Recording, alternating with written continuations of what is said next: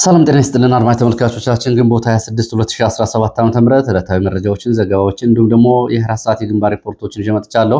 መረጃና ዘገባዎችን እየተከታተላችሁ አብራችሁ እንድትቆዩ በአክብሮት ጋብዛለሁ። መከላከያ ራሱ ባመነው ጥቃት ከባድ ውጊያ መደረጉን የሚገልጸውን መረጃ ጨምሮ በተለያዩ አካባቢዎች አሁን ከባድ ውጊያ እየተደረገ ነው። ከዚህ ጋር በተያያዘ የግንባር መረጃዎችን በዝርዝር አሰናድቻለሁ።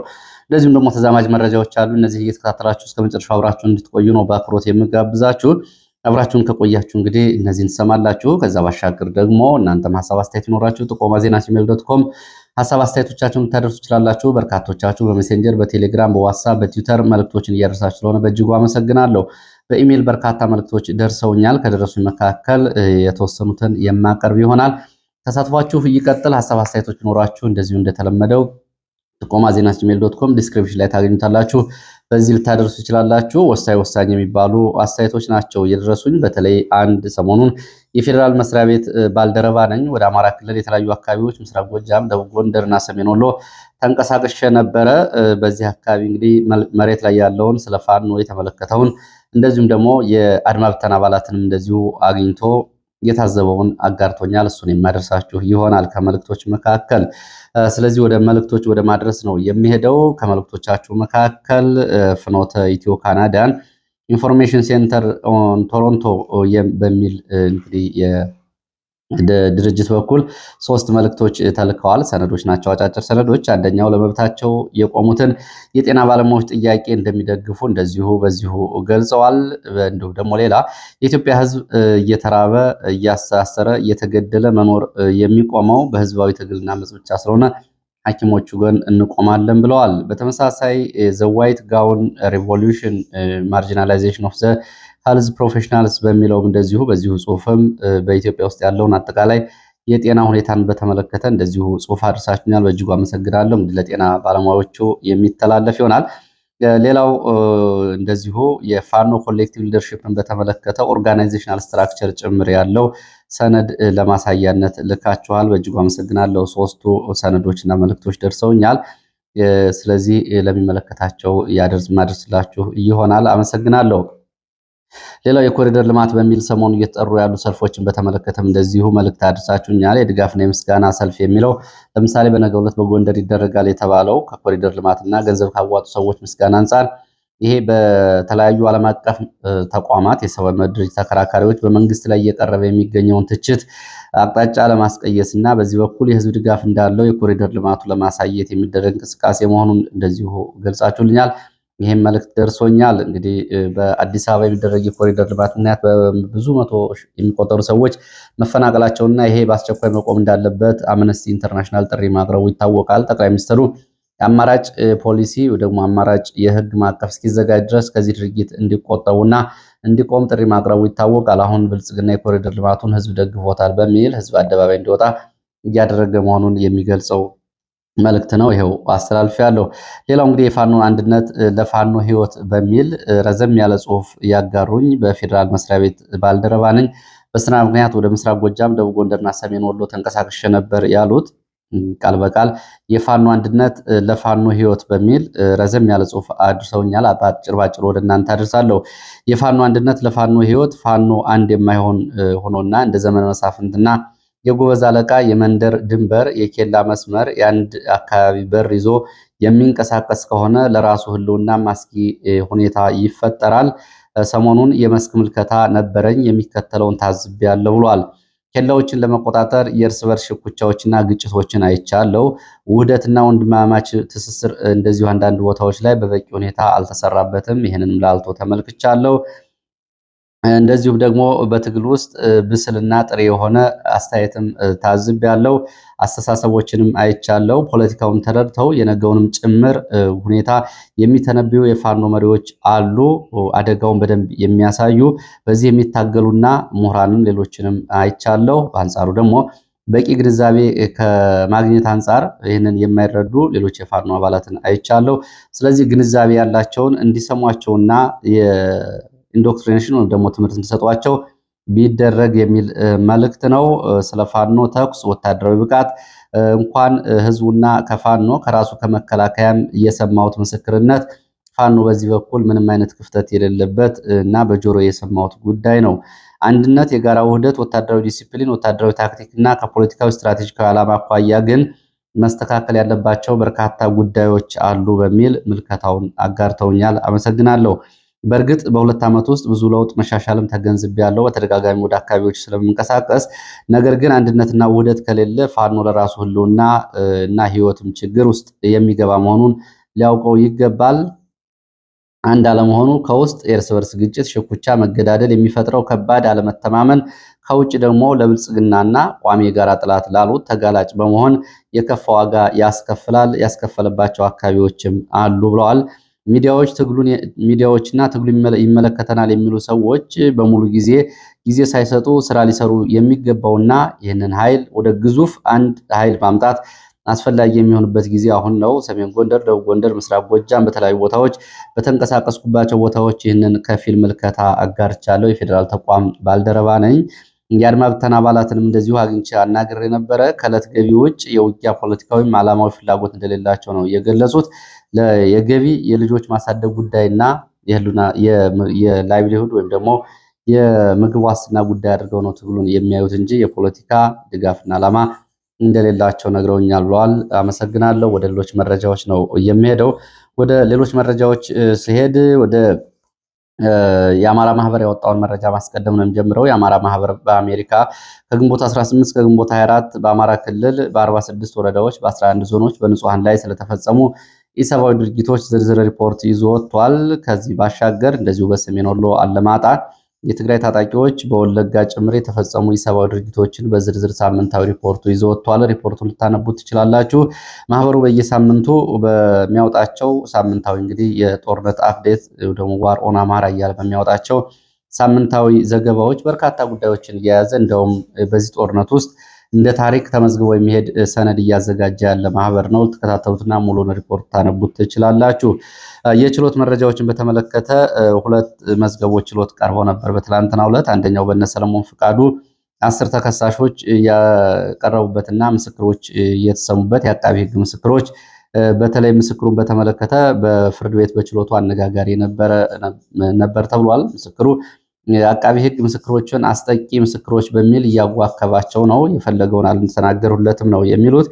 በተለይ ናሁሰና አንዳርጌ ጋር በተያያዘ ሚሊኒየም አካባቢ የነበረው ሁኔታ በተመለከተ ተያያዥ ጥያቄዎች ተነስተውላቸው ምስክሮቹ አቃቢ ሕግ እንደሚፈልገው በዚህ በተለይ እንግዲህ ጥፋተኛ ሆነው አለመገኘታቸውና በተሽከርካሪ ውስጥ የተመለከቱት ነገር በዝርዝር አስረድተዋል።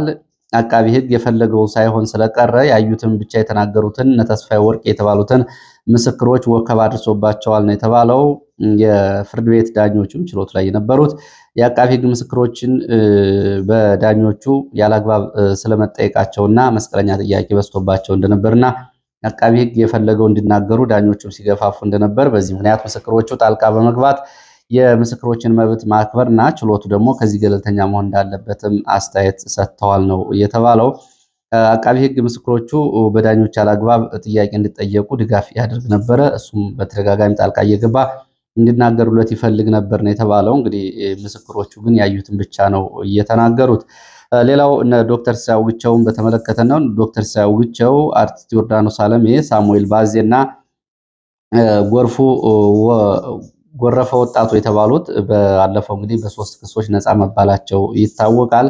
በእነዚህ 3 ክሶች ነፃ ተብለዋል። ሌላ ክስ የሚቀርብ ከሌለ እንደዚሁ ፍርድ ቤቱ ነፃ ያላቸው ቢሆንም አቃቢ ሕግ ሌላ ክሶች አሉ በሚል እስካሁን ድረስ አቆይቷቸዋል። በዚህ የቀጠለው ክርክር ለሰኔ 9 2017 ተቀጥሯል። በሌሎቹም 7 ተከሳሾች ላይም እንደዚሁ ሰኔ 9 ቀጠሮ ተሰጥቶበታል ነው የተባለው። ወደ ሌሎች መረጃዎች ሲሄድ የኦጋዴን ነፃነት ግንባር ያወጣው መግለጫ አለ። በተለይ ይህ መግለጫ ምናልባት የኦሮሚያ ክልልን በቀጥታ የሚመለከት እንደሆነ መግለጫው ያሳያል። ኦብነግ አንዳንድ የሶማሌ ጎረቤት ክልሎች ከግዛት መስፋፋት ድርጊታቸው ሊቆጠቡ ይገባል ብሏል። በስም ያልተጠቀሱ ክልሎች ከድርጊታቸው ቢቆጠቡ ይሻላል ሲል የመጨረሻ ማስጠንቀቂያ ያለውን በመግለጫ አሳውቋል። የሙስጦፌ መንግስት የሶማሌ ክልል መንግስት የጎሳ ግጭት ለመቀስቀስም እየተንቀሳቀሰ እንደሆነ ኦብነግ በክስ አንስቷል ወይም ደግሞ ክስ አቅርቧል።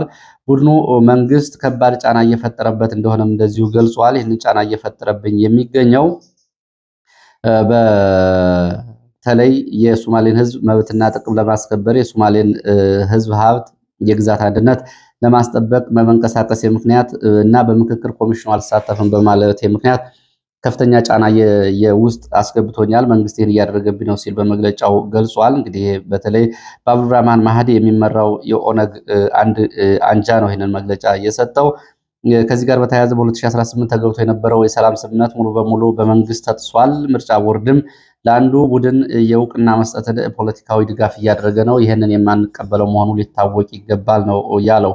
በነገራችን ላይ በዚህ መግለጫ እንግዲህ አንዳንድ የሶማሌ ግዛቶች ላይ የሚደረግ መስፋፋት ተብሎ የተገለጸው በተደጋጋሚ ድሬዳዋን በተመለከተ ኦህዴድ ያቀረበው አለ። በተለይ አሁን በምክክር ኮሚሽኑ እንዲሁም ደግሞ በሶማሌና የአፋር ክልል በሚገናኙባቸው አካባቢዎች ያሉ ግጭቶች አሉ። ከዛ ባሻገር ከኦሮሚያ ክልል ጋር ከ800 ኪሎ ሜትር በላይ በሚዋሰነው የሁለቱ ክልሎች አካባቢ ተደጋጋሚ የኦህዴድ ሰዎች መስፋፋትን እያደረጉ ነው። ከአሁን በፊትም ግጭቶች ተነስተው ነበር። ሞያሌን፣ ድሬዳዋን በተመለከተ የተነሱትን ጉዳዮች ለመግለጽ የፈለገ ይመስላል። በዚህ ቀጠና በነገራችን ላይ የጊዜ ጉዳይ ነው እንጂ አሁን ያለው የክልል ሁኔታ የሚቀጥል ከሆነ አሁን የተዳፈነ እሳት እንዳለ ነው የሚያሳየው። ወደ ሌሎች መረጃዎች ሲቀጥል ታየ ደንዳ መታሰሩን የሚገልጸው መረጃ ነው። ብዙዎቻችሁ እንግዲህ ትላንትና ቢቢሲም አውጥቶታል። ከሰዓት በኋላ መነጋገሪያ ከነበሩ ጉዳዮች መካከል ታየ ደንዳ በፌዴራል ፖሊስ ተይዞ እንደገና መታሰሩ ነው። ከዚህ በፊት እንግዲህ ነፃ በተባለባቸው ክሶች ነው ጥፋተኛ ተብሎ እንዲከላከል እየተወሰነው። ፖለቲካዊ ስር ተፈጽሞበታል ነው የሚሉት አስተያየት ሰጪዎቹ። ባለቤቱም ለቢቢሲ ስለ እስር ሁኔታውና ፖሊሶች ወደ ቤታቸው እንዴት እንደመጡም በዝርዝር ገልጻለች።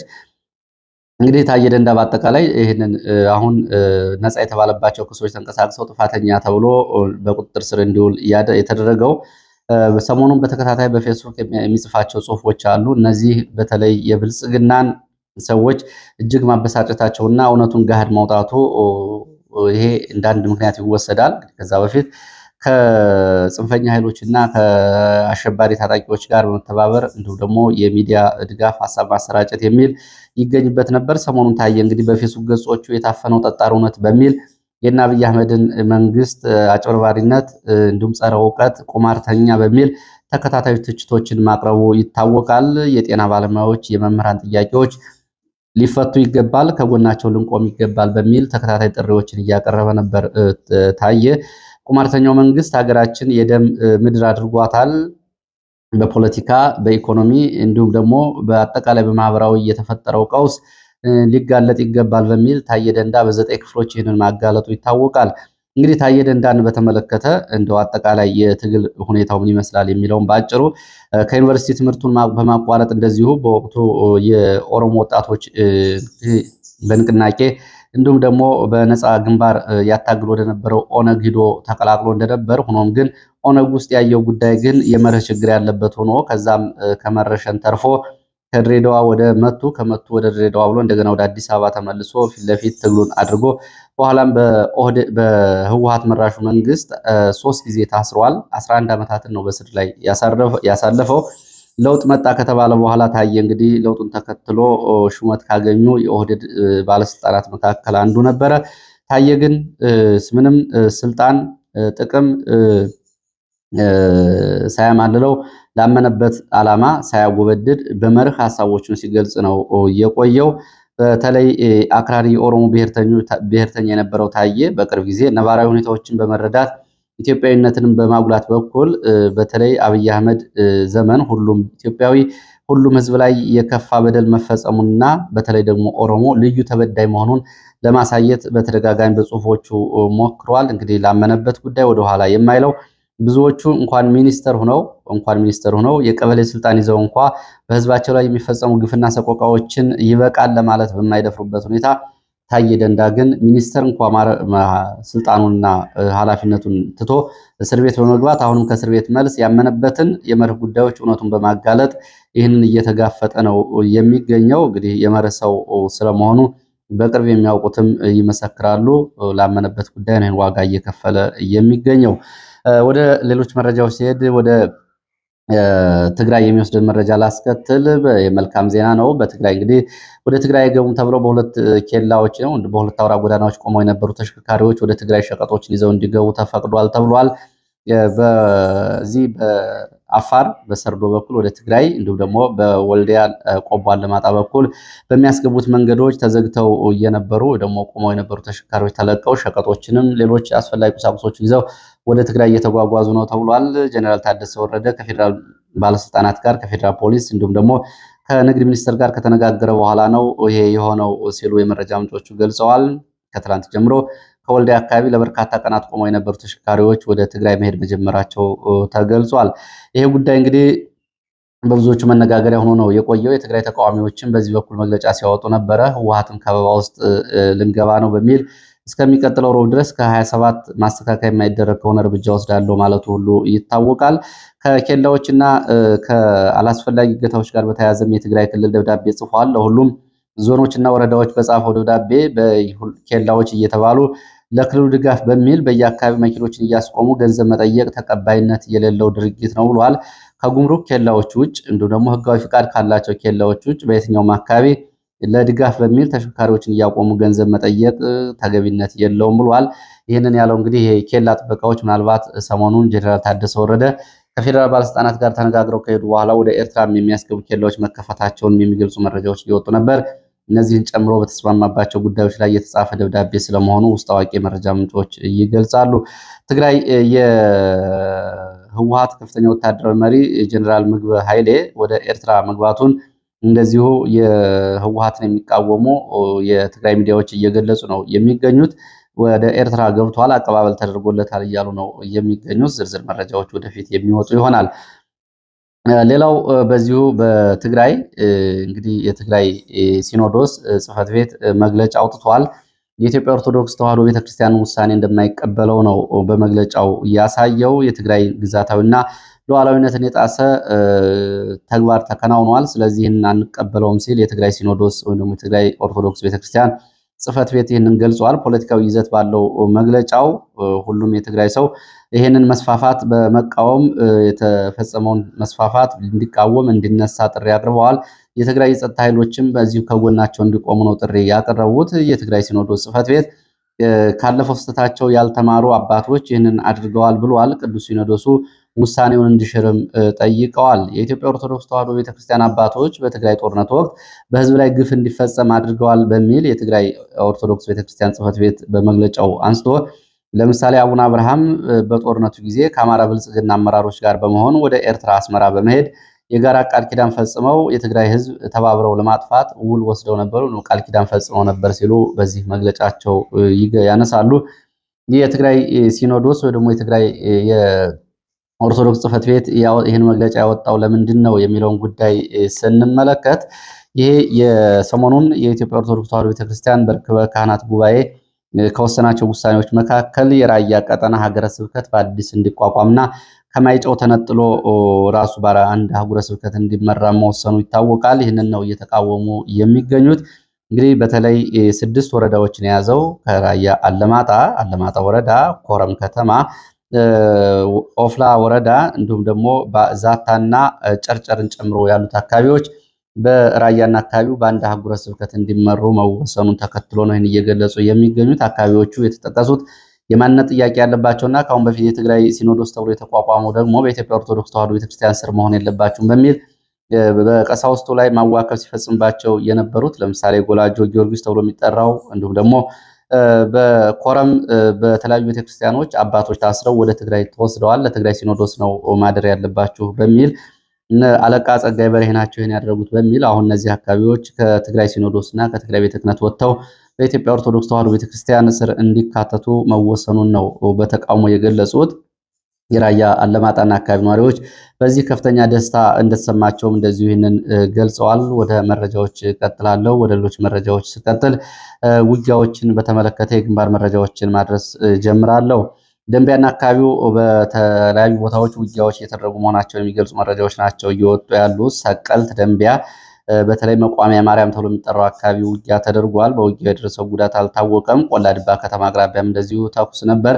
በዚህም የደረሰው ጉዳት አልታወቀም። አይምባ ተብሎ የሚጠራው አካባቢ እንደዚሁ ውጊያ ተደርጓል። በዚህ ውጊያ ላይ በትንሹ 15 የሚሊሻ አባላት ሞትና ቁስለኛ ስለመሆናቸው የወጡ መረጃዎች ያሳያሉ። ደቡብ ጎንደር እንደዚሁ መና መቀጠዋ ኮፒ በተባለ ቦታ በተደረገው ውጊያ እንደዚሁ ጉዳት ደርሷል። በፋኖ ላይ ከበባ ለመፈጸም ከአራት አቅጣጫዎች ወደ አካባቢ የተንቀሳቀሰ የመንግስት ኃይል ጋር ብርቱ ውጊያ ተደርጓል። በዚህ ውጊያ የአድማ ብተና የሳጅን መሪ ጨምሮ በመንግስት ወታደሮች ላይ ጉዳት ደርሷል። ፋኖም ከበባውን ሰብሮ መውጣት ችሏል። በፋኖ በኩልም እንደዚሁ 4 ጉዳቶች ደርሰዋል ነው የተባለው። 4 የሞት ሌሎች ደግሞ የአካል ጉዳት። በአጠቃላይ በዚህ ውጊያ በሁለቱም በኩል ጉዳት እንደደረሰ ነው የመረጃ ምንጮቹ እየገለጹት። ወደ ሌሎች መረጃዎች ሲሄድ ወደ ባህር ዳር ዙሪያ የሚወስደን መረጃ ነው የማስከትለው። ባህር ዳር ዙሪያ ይነሳ ተብሎ በሚጠራ ቀበሌ አሰሳ ላይ በነበሩ የአድማ ብተና አባላት ላይ በተፈጸመ ድንገተኛ ጥቃት ጉዳት ደርሷል ተብሏል።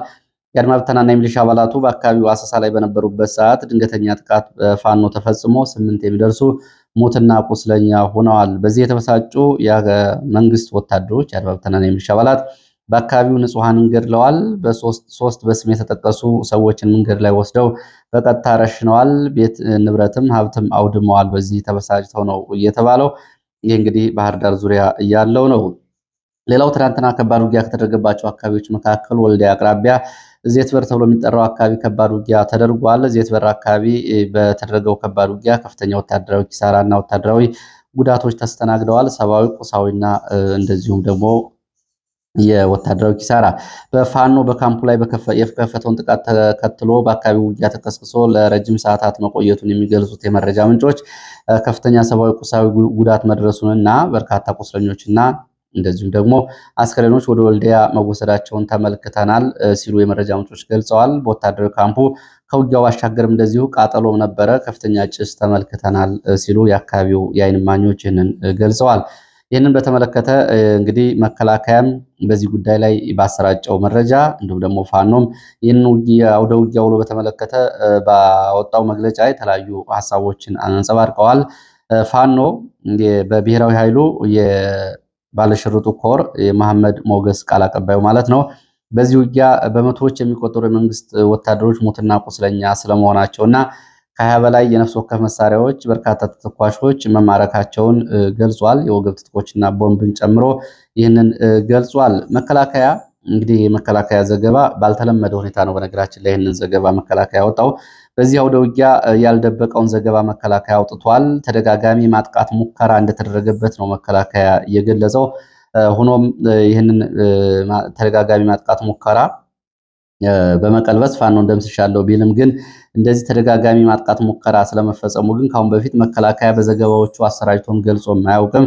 ጉዳዩ ፋኖ የሰጠው መግለጫ ጋር በትክክል ስለመሆኑ የሚያሳይና ተደጋጋሚ ማጥቃት ሙከራዎች ተፈጽመውብኝ ነበር ነው የሚለው። ሌላ ጊዜ መከላከያ በዘገባዎቹ በዚህ ልክ የደረሱበትን ጉዳቶች እውቅና ሰጥቶም አያውቅም።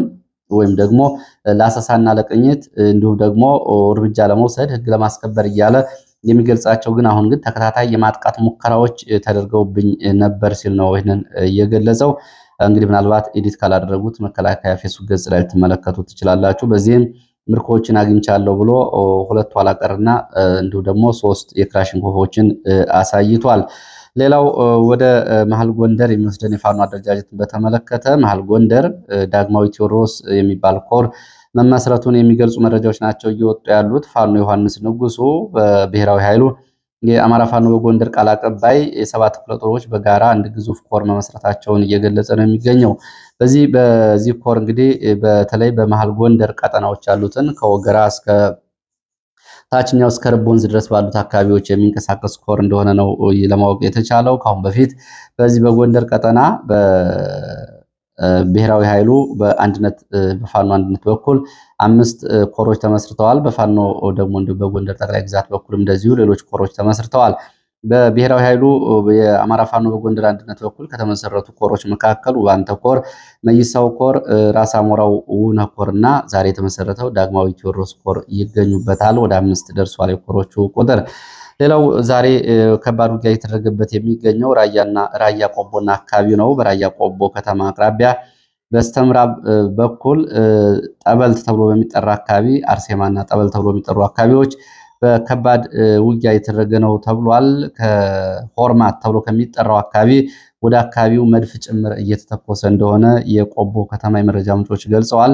በዚህ ከባድ መሳሪያ መድፍ ጨምሮ መከላከያ ወደ አካባቢዎቹ እየተኮሰ ነው የሚገኘው። ከቆቦ ደቡብ ምዕራብ አቅጣጫ እንደዚሁ ከባድ መሳሪያ አልፎ አልፎ ይተኮሳል ብለዋል። ይህንን በተመለከተ የመረጃ ምንጮቹ ከቆቦ እስከ ተኩለሽ ድረስ ያለው ሁኔታ ከባድ ውጥረትና ውጊያ አንዣበበበት እንዲሁም ደግሞ የከባድ መሳሪያ ድብደባ እየተደረገበት ያለ አካባቢ ነው። ከቆቦ እስከ ተኩለሽ ባለው አካባቢ እየተደረገ ያለው ይላሉ የመረጃ ምንጮቹ። ከሁለት ቀናት በፊት ወደ ፋኖ ጠንካራ ይዞታ ተኩለሽ በርካታ የመንግስት ኃይል መግባቱን ገልጸው ይሄ ኃይል ደግሞ ከትላንትና ከሰዓት በኋላ በፋኖ ከበባ ውስጥ ገብቷል። ይህንን ኃይል ከከበባ ለማውጣት ወይም ደግሞ ተጨማሪ ኃይል ለማስገባት የሚደረግ የተኩስ ሽፋን ወይም ደግሞ የሚደረግ ዘመቻ ሊሆን ይችላል ሲሉ ነው ግምታቸውን የገለጹት። የዛሬው መድፍ ድብደባ የከባድ መሳሪያ ይህንን ኃይል ከከበባ ለማስወጣት ወይም ደግሞ ተጨማሪ ኃይል በአካባቢው ለማሰማራት ይሆናል የሚል ግምት እንዳላቸውና እስካሁን ድረስ እንደዚሁ ተኩሱ እንደቀጠለ እንደሆነ ነው መረጃዎቹ የሚያሳዩት። ሁኔታዎችን እየተከታተሉ እንደዚሁ ለእናንተ በኢትዮ ፎከስ በኩል እንደሚያደርሱም ገልጸዋል። መረጃዎች ሲወጡ ወደ እናንተ የሚደርሱ ይሆናል። ሌላው ወደ ምስራቅ ጎጃም የሚወስድን መረጃ ነው። ምስራቅ ጎጃም የወረዳ ባለስልጣናት እየጠፉ ነው የሚለው መረጃ ነው። እግር ተከላው ወደ እግረ ነቀላ ተለውጧል የሚሉት የመረጃ ምንጮች እንግዲህ እግረ ተከላ በሚል ብልጽግና በርካታ ወረዳዎችን፣ ቀበሌዎችን ከፋኖ ነጥቅ ያለው አስተዳደሬን ፖለቲካዊና የጸጥታ መዋቅር መልሻለሁ ቢልም አሁንም ባለስልጣናት እየጠፉ እየሄዱ መሆናቸውን የሚገልጹ መረጃዎች ናቸው ያሉት። በአሶ ሊበን ወረዳ ሁለት ባለስልጣናት ወደ አዲስ አበባ ለመጥፋት ሲሞክሩ በፌዴራል ፖሊስ ደብረ ማርቆስ ከተማ ውስጥ በቁጥጥር ስር ውለዋል ነው እየተባለው። እነዚህ እንግዲህ ከፍተኛ የወረዳ ስልጣን ያላቸው የብልጽግና ጽሕፈት ቤት ኃላፊ በፓርቲ ደረጃ እንዲሁም ደግሞ የወረዳው ሰላምና ደህንነት ጽሕፈት ቤት ከፍተኛ ኃላፊ የሆኑ ሰዎች ናቸው እንግዲህ ደብረ ማርቆስ ውስጥ በፌዴራል ፖሊስ ተይዘው የታሰሩት። እነዚህ በወረዳው በተደጋጋሚ ጦርነት መደረጉን ተከትሎ በሁኔታው ተስፋ መቁረጣቸውን የሚያሳይ ነው የሚሉት የመረጃ ምንጮች። የወረዳው ዋና አስተዳዳሪም እስካሁን ድረስ ጠፍቷል፣ እየተፈለገ ነው፣ እስካሁን ድረስ ደብዛው አልተገኘም ሲሉ ገልጸዋል። በተደጋጋሚ ውጊያ በሚደረግበት የባሶ ሊበን ወረዳ የብልጽግና አመራሮች ለምን ጠፉ፣ ግምገማቸውስ ምንድን ነው፣ ምን ቢሆን ነው የሚለው አሰልቺ ተስፋ አስቆራጭ የሆነ የእርስ በርስ ጦርነት የፈጠረው ቀውስና የራሳቸው ምልከታ ትምህርት የሚሰጥ ነው ይላሉ አስተያየት ሰጪዎቹ። በጦርነት የሚቋጭ ጉዳይ እንዳልሆነና ጦርነቱ ከአጠቃላይ ሁኔታው አንጻር ተስፋ ስላስቆረጣቸው ነው ለመጥፋት እየወሰኑ ሲሉ እንግዲህ በጦርነቱ ውስጥ ያለውን አጠቃላይ ሁኔታ በተመለከተ አስተያየት ሰጪዎቹ ይህን አድርሰዋል። የብልጽግና ባለስልጣናት እንግዲህ እግር ወደ መንቀል ደግሞ ድጋሚ ተመልሰዋል። ሌላው መረጃ የውጭ መረጃ ነው። አንድ የውጭ መረጃ ላስከትልና ፕሮግራሜን ልጨርስ። ግብፅ ጅሪያን የሚባል አንድ ግዙፍ ከተማ ለመመስረት እንቅስቃሴ ላይ መሆኗን ሮይተርስ እና ሌሎች ዓለም አቀፍ ሚዲያዎች እንዲሁም ደግሞ የመካከለኛው ምስራቅ የግብፅ ሚዲያዎችን ጨምሮ እየዘገቡ ነው የሚገኙት። ጅሪያን የተባለው ከተማ በ6.8 ሚሊዮን ስኩዌር ኪሎ ሜትር ላይ የሚያርፍ ከተማ ነው ተብሏል።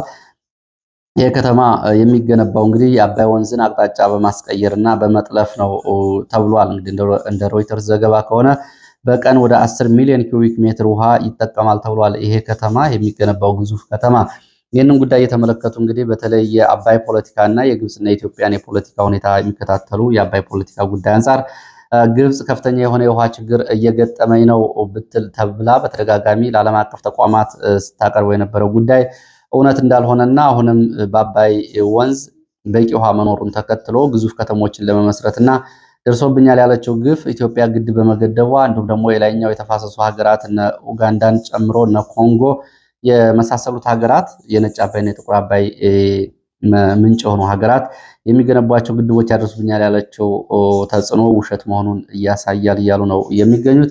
ለሰዓት ከተለያዩ አካባቢዎች ያሰባሰብኳቸው መረጃዎች እነዚህን የሚመስሉ። ስለተከታተላችሁ በእጅጉ አመሰግናለሁ። በሌላ ተመሳሳይ መርሃ ግብር እስከምንገናኝ ድረስ መልካም ጊዜ